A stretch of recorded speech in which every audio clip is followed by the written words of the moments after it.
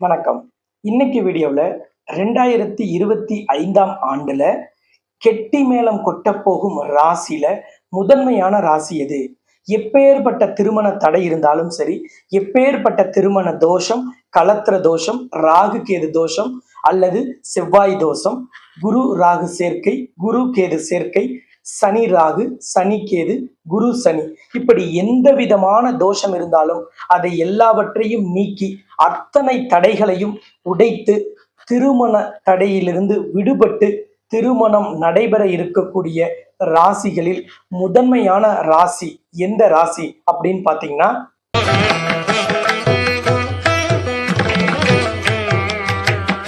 மகர ராசி அல்லது மகர லக்னக்காரர்களுக்கு தான் இந்த வீடியோ. இதுல நாம என்ன சிறப்பு கிரக சேர்க்கைங்கிறத ஃபர்ஸ்ட் பார்த்துட்டு அதன் பிறகு பரிகாரங்களை டீட்டெயிலா பார்த்துடலாம். உங்க ராசிக்கு 3ஆம் இடமான முயற்சி ஸ்தானம்னு சொல்லக்கூடிய மீன ராசியில் களத்திரக்காரகன், அதாவது திருமண தடையை நீக்கக்கூடிய சுக்கிரன் உச்சம் பெற்று இருக்கிறார். அந்த சுக்கிரன் வீடான களத்திரக்காரகனின் வீட்டில் மாங்கல்யத்தை குறிக்கக்கூடிய சுப நிகழ்ச்சிகள் ஒருவருக்கு நடத்துவதற்கு பரிபூரண ஆதரவை தரக்கூடிய குரு அமர்ந்திருக்கிறார். அப்ப குருவின் வீட்டில் சுக்கிரனும், சுக்கிரன் வீட்டில் குருவும் பரிவர்த்தனை பெற்றிருக்கக்கூடிய இந்த கிரக சேர்க்கைக்கு பொதுவாக இருந்தால் பரிவர்த்தனை யோகம். ஆனால் குருவும் சுக்கிரனும் இடம்பெறும் பொழுது இதற்கு பெயர் மாளவிகா யோகம். இந்த மாளவிகா யோகம் திருமண தடையை நீக்கக்கூடிய 2 கிரகங்கள் மட்டுமே பங்கு பெறுவதால் 12 ஆண்டுக்கு ஒரு முறை மட்டுமே இந்த கிரக சேர்க்கை நிகழ்வதால் இதற்கு பெயர் மாளவிகா யோகம். இது இன்னும் 12 ஆண்டுக்கு ஒரு முறை மட்டுமே வரும். காரணம், ரிஷப ராசிக்கு குரு இனிமேல் 12 வருடம் கழித்தே வருவார். அப்படிப்பட்ட இந்த அருமையான யோகம் உள்ள நாளில் இந்த திருமண தடைக்கான நம்ம சொல்லக்கூடிய விஷயங்களை பின்பற்றும் ஒவ்வொருவருக்குமே திருமண தடை உறுதியாக நீங்கிவிடும். அதை தான் இப்ப நாம தொடர்ந்து இதுல பார்க்க போறோம். இன்னைக்கு காலகட்டத்துல பெரும்பாலானவங்களுக்கு இருக்கக்கூடிய சிக்கல், தனக்கோ தன்னுடைய பிள்ளைகளுக்கோ ஒரு நல்ல வரன் அமையுமா, நம்ம வரன் தேடி முடிச்சிடுவோமா? இன்னைக்கு வரன் தேடுறதுங்கிறது குதிரை கொம்பா இருக்கு. ஒருவேளை நம்ம அப்படி பேசி கீசி ஒரு வரன் வீட்டுல ஓகேன்னு சொல்லிட்டா ஜோசியர் அந்த வரனை வேண்டான்னு சொல்லிடுறாரு. இல்ல சரி ஜோசியர் வேண்டான்னு சொல்லிடுறாரு, முதல்ல நம்ம போய் ஜோசியர்கிட்ட கொடுத்து பொருத்தம் எல்லாம் பார்த்துட்டு வரன் வீட்டுல போய் சொல்லலாம்னா அவர்கள் போடக்கூடிய கண்டிஷன்கள், அவங்களோட எதிர்பார்ப்புகள் நம்மளால பூர்த்தி செய்ய முடியாத நிலைமை, அவங்க கண்டிஷன் ரொம்ப பெருசா இருக்கிறது. இந்த மாதிரி சிக்கல்னால நிறைய பேருக்கு இன்னைக்கு வரன் வருவதே பெரிய விஷயமா இருக்கு. இன்னைக்கு வரன் தேடுறதுக்கே வாழ்க்கையின் பாதி நேரம் போயிடுது. பிள்ளைகளுக்காக வரன் தேடி பெற்றவர்கள் ரொம்ப அழுத்துக்கிறாங்க, ரொம்ப சலிச்சு போயிட்டாங்க. அந்த அளவுக்கு இன்னைக்கு வரன் தேடுறது பெரிய விஷயமா இருக்கு. பிள்ளைகளை ஒரு வரன் பார்க்கறதுக்கு வாங்க, இன்னைக்கு ஒரு வரன் நம்ம வீட்டுக்கு வராங்கன்னா பிள்ளைங்க என்னை விட்டுருங்க, ஆளை விட்டுருங்க, நடக்கிறப்ப நடக்கட்டும்னு சொல்லி வெறுத்து போறாங்க, சலிச்சுக்கிறாங்க, விரக்தி அடைஞ்சு பேசுறாங்க. இது எல்லாவற்றுக்கும் காரணம் சரியான வரன் அமையாதது. அதுக்கு ஜோசியர் காரணமா இருக்கலாம், தோஷம் காரணமா இருக்கலாம், இன்னைக்கு வரன் வீடுகளில் போடக்கூடிய கண்டிஷன் கூட காரணமா இருக்கலாம். மொத்தத்துல இன்னைக்கு ஒரு சரியான வரன் அமைஞ்சு அந்த வரனை திருமணம் வரைக்கும் கொண்டுட்டு போய் திருமணத்தை நல்லபடியாக முடிப்பதுங்கிறது மிகப்பெரிய விஷயமா இருக்கு, மிகப்பெரிய சவாலா இருக்கு. அப்படிப்பட்ட இந்த திருமண தடை நீங்குவதற்காக இறைவன் நமக்கு வகுத்து கொடுத்த பல்வேறு விஷயங்களில் ஒன்று மிக சிறந்த தீர்வு அப்படின்னு சொல்லலாம். அப்படிப்பட்ட ஒரு தீர்வை பற்றியும், அது எதனால் இவ்வளவு சிறப்பு பெற்றது, அந்த தீர்வு என்னைக்கு, எதனால அந்த தீர்வு, அது எப்படி நமக்கு வேலை செய்யும் அப்படிங்கிற எல்லாவற்றையும் நம்ம டீட்டெயிலா இன்னைக்கு இந்த வீடியோல பார்க்க போறோம். இந்த சேனலை நீங்க இப்பதான் ஃபர்ஸ்ட் டைம் பாக்குறீங்கன்னா சப்ஸ்கிரைப் பண்ணாம இருந்தா சப்ஸ்கிரைப் பண்ணிட்டு பெல் பட்டன்ல ஆல் ஆப்ஷன் கொடுத்துடுங்க. நம்ம போடக்கூடிய எல்லா வீடியோக்களுமே உங்களுக்கு நோட்டிபிகேஷன்ல காமிக்கும். உறவினர்கள், நண்பர்கள், உங்க கூட வேலை பார்க்கறவங்க, அக்கம் பக்கத்துல இருக்கவங்க எல்லாருக்குமே இந்த வீடியோவை நீங்க ஷேர் பண்ணி சப்போர்ட் பண்ணுங்க. நிறைய பேருக்கு ஜவுளி எடுத்து திருமணம் நின்றுருக்கும், நிறைய பேருக்கு பத்திரிக்கை அடிச்சு திருமணம் நின்னது, மண்டபம் பேசி திருமணம் நின்னது, பத்திரிக்கை கொடுத்துட்டு இருக்கும்போது திருமணம் நின்று போன பல வேதனையான விஷயங்கள் நிறைய நடந்திருக்கும்.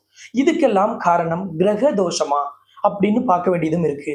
சில பேருக்கு 7ல ராகு இருக்கு, 7ல அல்லது கேது இருக்கு, 8ல ராகுவோ அல்லது கேதுவோ இருக்கிறது. சூரியன் செவ்வாய் சேர்க்கைன்னு சொல்லுவாங்க, செவ்வாய் தோஷம்னு சொல்லுவாங்க, சர்ப்ப தோஷம்னு சொல்லுவாங்க, ராகு கேதுக்கு பிரீத்தி செய்யணும்னு சொல்லுவாங்க.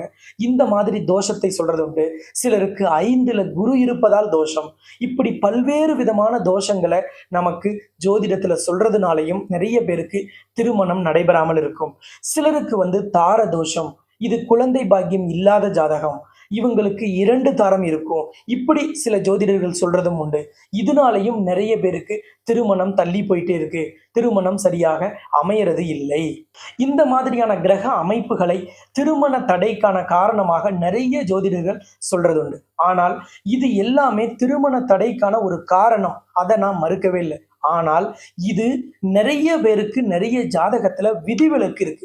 அந்த விதிவிலக்கை சரியாக பார்க்காம 19வாக எல்லா ஜாதகத்திலையுமே இந்த அமைப்பு இது தாரதோஷம், இது திருமணத்திற்கான தடை உள்ள ஜாதகம் அப்படின்னு சொல்றதுனாலையும் இன்னைக்கு திருமணம் நிறைய பேருக்கு நடக்கிறது இல்லை. அதுல ஒரு சிலர் சொல்லுவாங்க, செவ்வாய் பரிவர்த்தனை செவ்வாய், பரிகார செவ்வாய்னு. செவ்வாய் லக்னத்திலேயோ 2லயோ 4லயோ 7லயோ 8லயோ 12லயோ இருந்தால் அது செவ்வாய் தோஷம். அதுல பரிகார செவ்வாய், பரிவர்த்தனை செவ்வாய் அப்படிங்கிறதெல்லாம் நடைமுறைக்கு ஒத்து வராத விஷயம். செவ்வாய் தோஷம் இருந்தால் திருமண வாழ்க்கையில் ஏதாவது பாதிப்பு ஏற்படுமா அப்படின்னா கட்டாயமாக ஏற்படாது. இதே அமைப்புள்ள எதிர்த்தரப்பு வரனை அமைத்து விட்டால் அவர்களுக்கு இந்த தோஷம் எதுவும் செய்யாது. அதே மாதிரி நிறைய பேர் பயப்படுறது இந்த ராகு கேது தோஷத்தை பார்த்து. பாம்பை பார்த்தால் படையும் நடுங்குங்கிறதுக்கு ஏற்ப ஜோதிடத்திலையுமே இந்த ராகு கேதுவை பார்த்து பெரிய அளவில் பயப்படுபவர்கள் உண்டு. ஜோதிடர்களே இதை பார்த்து பெரிய அளவில் பயமுறுத்துறதும் உண்டு, அவர்கள் பயந்து போறதும் உண்டு. ஆனால் இந்த ராகு கேது ஒரு ஜாதகத்துல இருக்குன்னா இது என்ன காரணத்துக்காக இருக்கு, இது எது மாதிரியான தாக்கத்தை ஏற்படுத்துன்னு இப்ப இந்த வீடியோ மூலம் நீங்க தெரிஞ்சுக்கிட்டீங்கன்னா ராகு கேது தோஷம்னா இவ்வளவுதானா அப்படின்னு நீங்க நினைக்கலாம். அப்ப இந்த ராகு கேதுங்கிறது ஒருவர் ஜாதகத்துல 1, 2, 4, 7, 8, 12 இதுல எங்க ராகுவோ அல்லது கேதுவோ இருந்தாலும் அது ராகு கேது உள்ள ஜாதகம். இந்த ராகு கேது உள்ள ஜாதகத்தை ராகு கேது இல்லாத ஜாதகத்தோடு பொருத்தும் பொழுது என்ன நடக்கும்னா, ராகு கேது என்பது பாம்பு, ராகு கேது இல்லாத ஜாதகம் என்பது மனித இயல்பு கொண்டது.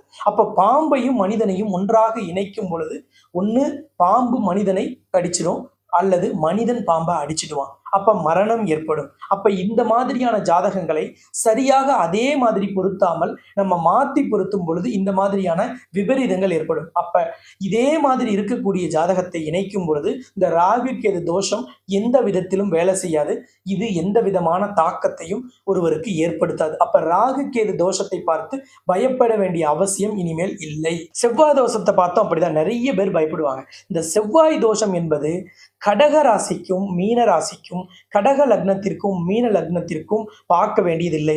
இப்ப நீங்க உங்க வீட்டுல அல்லது உங்க ஜாதகம் கடகராசி கடக லக்னம் அல்லது மீன ராசி அல்லது மீன லக்னம், இதுல எதுவாக இருந்தாலும் சரி உங்களுக்கு செவ்வாய் தோஷம் உள்ள வரனையும் இணைக்கலாம், செவ்வாய் தோஷம் இல்லாத வரனையும் இணைக்கலாம். இது ஒரு விதிவிலக்கு.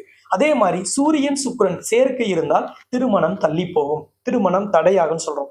ஆனா சூரியன் சுக்கிரன் ஒரே கட்டத்துல ஒன்றுக்கு இன்னொன்றுக்கும் இடைவெளி 20 டிகிரிக்கு மேல இருந்துட்டா அவர்களுக்கு தோஷம் இல்லை. அப்ப இது சூரியன் சுக்கிரன் சேர்க்கையில விதிவிலக்கு. நிறைய பேர் 5ஆம் இடத்தில் ராகு இருந்தால் புத்திர பாக்கியம் இல்லை, குழந்தை பாக்கியம் இல்லை அப்படின்னு சொல்லுவாங்க. கட்டாயமாக ஒருவர் ஜாதகத்தில் லக்னத்திற்கு 5ஆம் இடத்தில் ராகுவோ கேதுவோ இருந்தால், ராகு இருந்தால் அவர்களுக்கு முதல் குழந்தை ஆண் குழந்தையும், கேது இருந்தால் முதல் குழந்தை பெண் குழந்தையும் கிடைக்கும். கோச்சாரத்தில் 5இல் ராகுவோ கேதுவோ வந்தாலும் அவர்களுக்கு ஆண் குழந்தை அல்லது பெண் குழந்தை கிடைக்கும். அப்ப 5இல் ராகு இருந்தாலோ 5இல் கேது இருந்தாலோ நிச்சயமாக குழந்தை பாக்கியம் இல்லைன்னு ஜோதிடர் சொன்னா கூட நீங்க ஏத்துக்காதீங்க. கட்டாயமாக குழந்தை பாக்கியம் உறுதியாக இருக்கக்கூடிய ஜாதகம் அது. சரி, நாங்க நிறைய பரிகாரம் செஞ்சிட்டோம், பல கோவிலுக்கு போயிட்டோம், ராகு கேது பரிகாரம் செஞ்சாச்சு, செவ்வாய் தோஷ நிவர்த்தி செஞ்சாச்சு, ராமேஸ்வரம் போயாச்சு, திருப்பாம்புரம் போயாச்சு, காளகஸ்தி போயாச்சு, திருக்கொல்லிக்காடு போயாச்சு, திருமணஞ்சேரி போயிட்டோம் அல்லது திருப்பைஞ்சிலையும் போயாச்சு, திலகோமம் பண்ணிட்டோம், கொடுமுடிக்கு போய் பரிகாரம் பண்ணியாச்சு, பவானி கூடுதுறையிலையும் பரிகாரம் பண்ணியாச்சு, வாழை மரத்துக்கு தாலி கட்டி வெட்டியாச்சு அல்லது வாழை மரத்துக்கு தாலி கட்டியாச்சு, அரச மரத்துக்கோ ஆலமரத்துக்கோ தாலி கட்டியாச்சு, எல்லாமே பண்ணிட்டோம். திருமணஞ்சேரியில வாங்கிட்டு வந்த மாலை கூட மக்கி போய் உதிர்ந்து போயிடுச்சு, ஆனால் திருமணம் நடக்கல. அப்படின்னா இது எல்லாமே பொதுவான பரிகாரங்கள், திருமண தடைக்கான பொது பரிகாரங்கள்ல இதெல்லாம் வந்துடும். அப்ப உங்களுக்கு கடைசி பரிகாரம், அதாவது திருமண தடைக்கான கடைசி பரிகாரம் இதுதாங்க கடைசி, இதுக்கு மேல திருமண தடைக்கு பரிகாரம் இல்லை அப்படின்னு ஒரு பரிகாரம் இருக்கு. சாஸ்திரப்படி கடைசி பரிகாரமாக இறைவனே செய்த பரிகாரம். இது கடவுள் செய்த பரிகாரம். கேட்கவே ஆச்சரியமா இருக்கும். இப்படியா கடவுள் செஞ்ச ஒரு பரிகாரம் இருக்கா அப்படின்னு நீங்க நினைக்கலாம். அப்படிப்பட்ட ஒரு பரிகாரம். அந்த பரிகாரத்திற்கு பெயர் சுயம்வர கலா பார்வதி ஹோமம். இந்த ஹோமத்தை யார் செஞ்சா முதல்ல அப்படின்னா, சிவபெருமானை திருமணம் செய்து கொள்வதற்காக பார்வதி தேவி செய்த ஹோமத்திற்கு பெயர் தான் சுயம்வர கலா பார்வதி ஹோமம். இந்த சுயம்வர கலா பார்வதி ஹோமத்தை முதலில் செய்தது பார்வதி. இதில் பயன்படுத்தும் மூல மந்திரம், வழிமுறைகள் எல்லாமே பார்வதி தேவி எப்படி பயன்படுத்தினாரோ அதன் அடிப்படையில் அந்த மந்திரத்தை முதலில் பார்வதி தேவி உச்சரித்த மந்திரத்தை தான் இந்த ஹோமத்தில் மூல மந்திரமாக பயன்படுத்தி இந்த சுயம்வர கலா பார்வதி ஹோமம் செய்வது வழக்கம். ஒரு திருமணத்துக்கு வரன் பார்க்குறவங்க எல்லாம் சேர்ந்து ஒரு சுயம்வர நிகழ்ச்சி ஏற்பாடு பண்றாங்க. மணமாலை நடக்குது. மேட்ரிமோனிக்காரங்க ஒரு சுயம்வரம் நடத்துறாங்க, அல்லது மணமாலை அப்படிங்கிற நிகழ்ச்சி நடத்துறாங்க, அல்லது ஒரு குறிப்பிட்ட சமூகத்துக்காரங்க அவர்களுக்குள்ளாக வரன் பார்க்குற ஒரு நிகழ்ச்சி ஏற்பாடு செய்கிறாங்க. இதையெல்லாம் மண்டபத்தில் ஏற்பாடு செய்யும் போது அந்த மண்டபத்தில் கூட இந்த ஹோமத்தை செய்வதை நிறைய பேர் கேள்விப்பட்டிருக்கலாம், கலந்து கொண்டிருக்கலாம். அப்படிப்பட்ட ஒரு சக்தி வாய்ந்த ஹோமம் அது. இந்த ஹோமம் திருமண தடைக்கான 100% திருமண தடையை நீக்கும் ஹோமமாக சொல்லப்படுகிறது. 100% தீர்வை தரக்கூடிய கடைசி பரிகாரமான இந்த சுயம்வர கலா பார்வதி ஹோமம் எங்க நடக்குது, என்ன விசேஷம் அப்படிங்கிறது தான் இப்ப நம்ம பார்க்க போறோம். இந்த ஹோமம் வர ஏப்ரல் 13ஆம் தேதி ஞாயிற்றுக்கிழமை உலகின் முதல் அஷ்டலக்ஷ்மி நவகிரக திருக்கோவில் நடக்குது. இந்த கோவில் சேலம் மாவட்டம் தலைவாசல்ல இந்த ஆலயம் அமைந்திருக்கு. இந்த ஆலயத்துல தான் இந்த சுயம்வர கலா பார்வதி ஹோமம் வர பௌர்ணமி அன்னைக்கு நடைபெற இருக்கிறது. அன்னைக்கு பௌர்ணமி காலையில 6:32 வரைக்கும் இருக்கிறதுனால சனிக்கிழமை தொடங்கிய பௌர்ணமி ஞாயிற்றுக்கிழமை 6:32 வரைக்கும் தொடருவதால், சூரிய உதயத்திற்கு பிறகும் பௌர்ணமி இருப்பதால் ஞாயிற்றுக்கிழமையில் இந்த ஹோமம் ஏற்பாடு செய்யப்பட்டிருக்கு. இந்த உலகின் முதல் அஷ்டலக்ஷ்மி நவகிரக திருக்கோவில்ல செய்வதில் என்ன விசேஷம் அப்படின்னு பார்த்தீங்கன்னா, இது மகாலட்சுமியின் ஆலயத்துல நடைபெறக்கூடிய ஹோமம். இங்கே மகாலட்சுமி கருவறையில் அஷ்டலக்ஷ்மியாக காட்சி தருகிறார். லக்ஷ்மியின் பின்புறத்தில், அதாவது லக்ஷ்மியின் கட்டுப்பாட்டுல நவகிரகங்கள் பின்புறத்தில் கருவறையில் காட்சி தருகிறார்கள். அப்ப இங்கே நவகிரகத்தை மகாலட்சுமி கட்டுப்படுத்தக்கூடிய சக்தியாக இருக்கிறார். மகாலட்சுமி தான் களத்திரக்காரகன் அப்படின்னு சொல்லக்கூடிய சுக்கிரனின் அதிபதி, அதிதேவதை இந்த மகாலட்சுமி. களத்திரக்காரகன் அப்படின்னாலே ஆண் பெண் இருவருக்குமே சுக்கிரன் தான். அப்படிப்பட்ட சுக்கிரனின் அதிபதி, அதிதேவதையான மகாலட்சுமி, அதுவும் அஷ்டலக்ஷ்மியின் முன்னிலையில் அவர்களின் பார்வையிலேயே இந்த ஹோம குண்டம் அமைத்து இந்த ஹோமம் நடைபெறுவது தனி சிறப்பு. இந்த ஆலயத்தில் மட்டுமே இவ்வாறு நடைபெறுவது இன்னும் கூடுதல் சிறப்பு.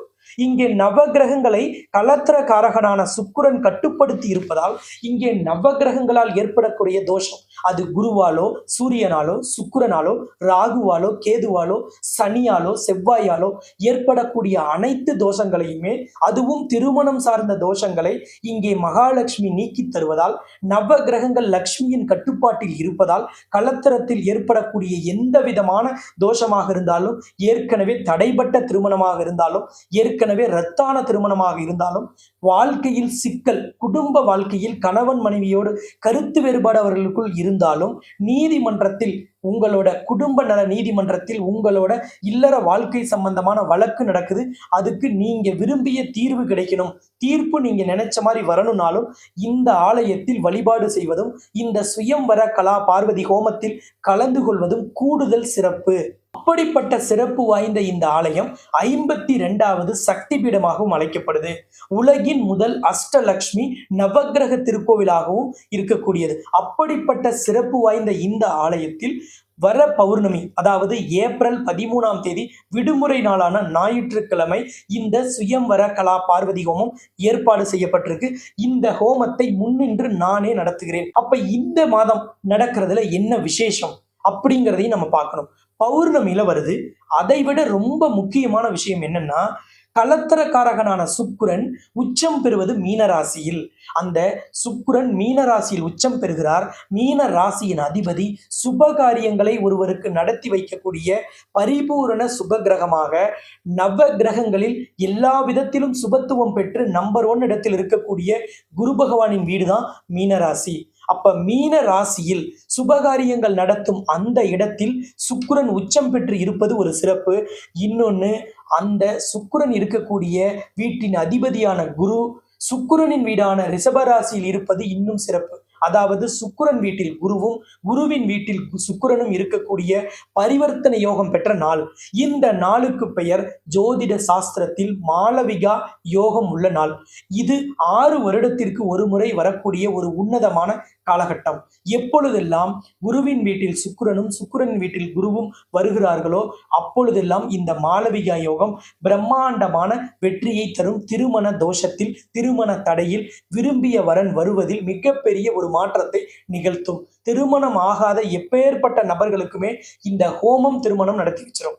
இன்னொன்னு, இந்த ஆலயம் மகாலட்சுமி கலத்திரக்காரகனான சுக்கிரனின் அதிபதியான மகாலட்சுமியின் முன்னிலையில் நடைபெறக்கூடிய ஒரு ஹோமம். அஷ்டலட்சுமியும் இங்கே ஒரே விக்கிரகத்தில் இருக்கக்கூடிய ஒரு அற்புதமான ஆலயம். இது பௌர்ணமி நாளில் நடைபெறுகிறது. பௌர்ணமி என்பது மகாலட்சுமிக்கு மாதத்தில் உகந்த நாள். அதே மாதிரி கிழமைகளில் உகந்த நாள் வெள்ளிக்கிழமை. அப்படிப்பட்ட இந்த பௌர்ணமி நாளில் இந்த ஹோமம் நடைபெறுவது இன்னும் கூடுதல் சிறப்பு. மாளவிகா யோகம் உள்ள நாள், பரிவர்த்தனை யோகம் உள்ள நாள், களத்திர காரகனான சுக்கிரன் உச்சம் பெற்று இருக்கக்கூடிய நாள், களத்திர காரகனான சுக்கிரனின் வீட்டில் பரிபூரண சுப கிரகமான குரு, மங்கள காரியங்களை ஒருவருக்கு நடத்தி தரக்கூடிய குரு, மாங்கல்யத்தை குறிக்கக்கூடிய குரு களத்திரக்காரகனின் வீட்டில் இருப்பது இன்னும் ஒரு கூடுதல் சிறப்பு. இப்படிப்பட்ட இந்த சிறப்பு வாய்ந்த நாளில் என்ன தோஷம் இருந்தாலும் திருமணம் சார்ந்து, என்ன விதமான தடை இருந்தாலும், நீங்க எங்க போய் ஹோமம் பண்ணியிருந்தாலும் சரி, எல்லாவற்றையும் மறந்துடுங்க. ஃப்ரெஷ்ஷா இங்க வந்து இந்த ஹோமம் பண்ணிக்கிங்க. நிச்சயமாக விரும்பிய வரன் விரும்பிய நேரத்தில், விரும்பிய விதத்தில் விரைவில் வந்து சேரும். ஒரு உன்னதமான, ஒரு அற்புதமான, ஒரு யோக பலன் தரக்கூடிய, கிரகங்கள் மிக மிக சாதகமாக இருக்கக்கூடிய ஒரு அற்புதமான நாளில் உங்களுக்கு இது கிடைக்கிறது. இந்த வீடியோவை நீங்க பாக்குறீங்கனாலே உங்களுக்கோ அல்லது உங்கள் வீட்டில் இருக்கும் பிள்ளைகளுக்கோ வரன் தள்ளி போகுதுன்னா அதை கடவுள் நீக்க போறாருன்னு அர்த்தம். அதனாலதான் இந்த வீடியோ உங்க கண்ணுக்கு இப்ப தெரியணும் அப்படின்னு இறைவன் நினைக்கிறார். இந்த ஹோமத்துக்கு வருவதற்கு கட்டாயமாக முன்பதிவு செய்யணும். ஏன் அப்படின்னா எவ்வளவு பேர் வரீங்கன்னு தெரிஞ்சாதான் உங்களுக்கு ஏற்ற ஏற்பாடுகள் செய்ய முடியும். பூஜைகளுக்கான ஏற்பாடுகளை நம்ம விரிவாக செய்ய முடியும். அதனால இப்பவே ஸ்கிரீன்ல தெரிகிற நம்பரை கான்டாக்ட் பண்ணி முன்பதிவு செஞ்சிடுங்க. முதலில் பதிவு செய்பவர்களுக்கு முன்னுரிமைங்கிற அடிப்படையில குறிப்பிட்ட நபர்களுக்கு மேல அங்க உட்கார வைக்கிறதுக்கு இடம் இல்லாததுனால நீங்க கண்டிப்பாக உடனடியாக ஸ்கிரீன்ல தெரிகிற நம்பரை கான்டாக்ட் பண்ணி முன்பதிவு செஞ்சிடுங்க. இந்த சிறப்பு வாய்ந்த நாள்ல நிறைய பேர் முன்பதிவு செய்யறதுனால குறிப்பிட்ட அளவுக்கு மேல நம்ம அனுமதிக்க முடியாது. உடனடியாக ஸ்கிரீன்ல தெரிகிற நம்பரை கான்டாக்ட் பண்ணீங்க. இந்த ஆலயம் சேலத்திலிருந்து சென்னை போற வழியில, அதாவது சேலத்திலிருந்து நீங்க வரணும்னா சேலத்திலிருந்து 60 கிலோமீட்டர் தொலைவுல தலைவாசல் இருக்கு. இது சேலம் சென்னை தேசிய நெடுஞ்சாலையில இந்த தலைவாசல்ங்கிற ஊர் அமைந்திருக்கிறது. இப்ப நீங்க சென்னையிலிருந்து வரீங்கன்னா கள்ளக்குறிச்சி தாண்டி சேலம் போற வழியில கள்ளக்குறிச்சியிலிருந்து 30 கிலோமீட்டர் தொலைவுல சேலம் சென்னை தேசிய நெடுஞ்சாலையில தான் இந்த தலைவாசல் அமைந்திருக்கு. 5 நிமிடத்திற்கு ஒரு முறை சேலத்திலிருந்தும் 5 நிமிடத்திற்கு ஒரு முறை சென்னையிலிருந்து, கள்ளக்குறிச்சியிலிருந்து, விழுப்புரத்திலிருந்து, பாண்டிச்சேரி, கடலூர், சிதம்பரம், விருதாச்சலம் இங்கிருந்து எல்லாம் பேருந்து வசதி தொடர்ந்து இருக்கு. நீங்க கார்ல வரணும்னாலும் ஸ்கிரீன்ல தெரிகிற நம்பரை கான்டாக்ட் பண்ணீங்கன்னா உங்களுக்கான கூகுள் மேப் லொகேஷன் அனுப்பி வைக்கப்படும்.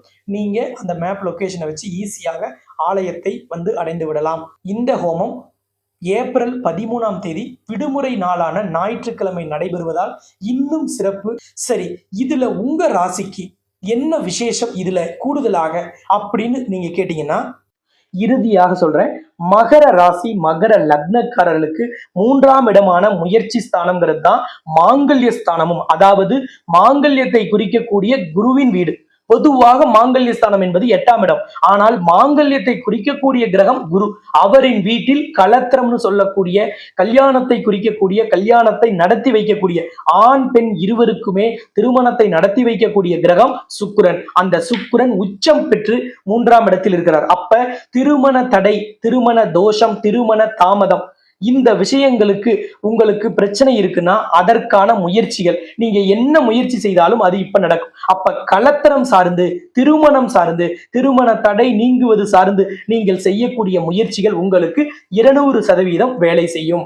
இந்த அரிய கிரக சேர்க்கை இந்த தடவை விட்டுட்டீங்கன்னா இனி 12 வருடம் நீங்க இதுக்காக காத்திருக்கணும். நீங்க குடும்பத்தோடு வெளிநாட்டுல வெளி மாநிலத்தில் இருக்கீங்க, வரவே முடியலன்னா உங்க ஜாதகத்தை ஸ்கிரீன்ல தெரியிற வாட்ஸ்அப் நம்பருக்கு நீங்க போட்டோ எடுத்து அனுப்பிட்டு அதை நாங்க என்ன செய்வோம்னா பிரிண்ட் அவுட் எடுத்து அதை ஹோமத்திலையும் வைப்போம், மகாலட்சுமியின் பாதத்திலும் வச்சு தோஷ நிவர்த்தி பூஜை செய்து ஹோமம் செய்து உங்களோட முகவரிக்கு அந்த ஜாதக காப்பி, பூஜிக்கப்பட்ட அந்த ஜாதக காப்பியை அனுப்பி வைக்கப்படும் ஹோம பிரசாதங்களோடு.